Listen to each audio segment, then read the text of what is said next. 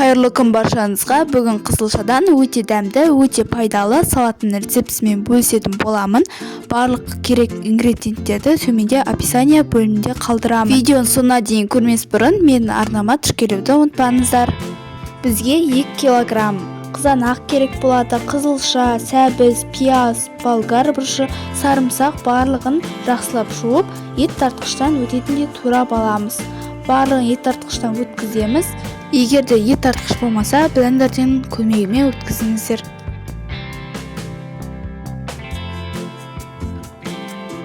Және де банкалар мен крышкаларды стерильдеп аламыз. Мінекей барлығы дайын, енді бастаймыз.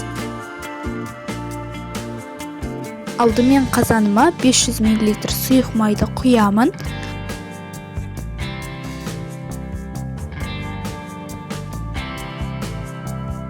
Май қызған кезде ет тартқыштан өткен пиязды қуырып аламын.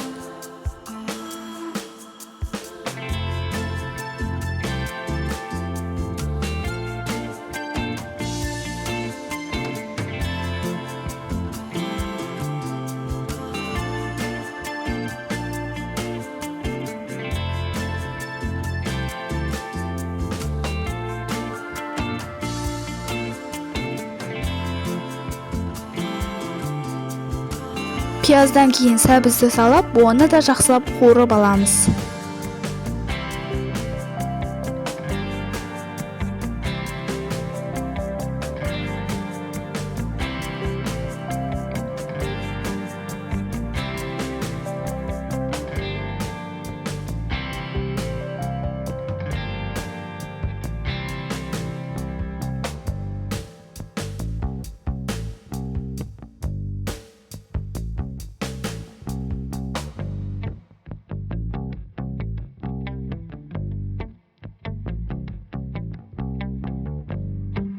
Сәбізді қуырып алғаннан кейін қызылшаны да саламыз.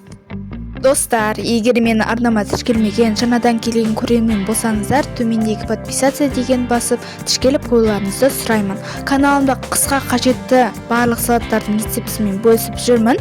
Кірсеңіздер болады. Жақсылап араластырып, қақпағын жауып, бұқтыра бастаймыз. Қызылшадан кейін 5-7 минуттан кейін болгар бұрышын саламыз.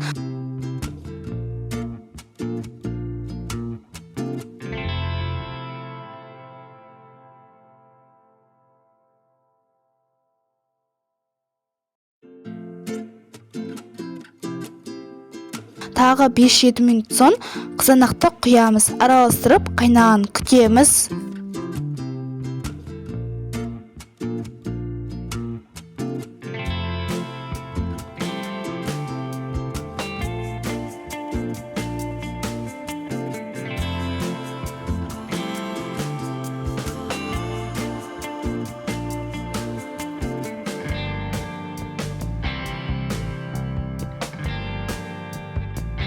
Салат қайнаған кезде 3 ас қасық тұз және де 4 ас қасық қант саламыз. Жақсылап араластырып, толық қайнағанын күтеміз. Қайнағаннан кейін әрі қарай 50 минуттай пісіреміз.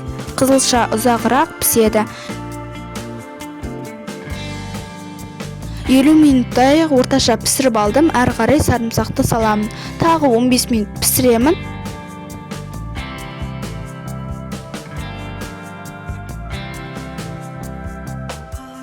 Одан кейін 9%-лық біраз қасық уксус құйдым. Тағы 5 минуттай қайнаттым.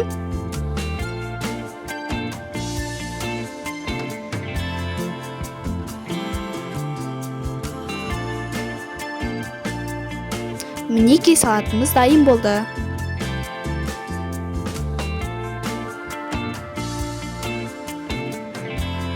Алдын ала стерильденген банкеге құйып, алдын ала стерильденген қақпақпен жабамыз.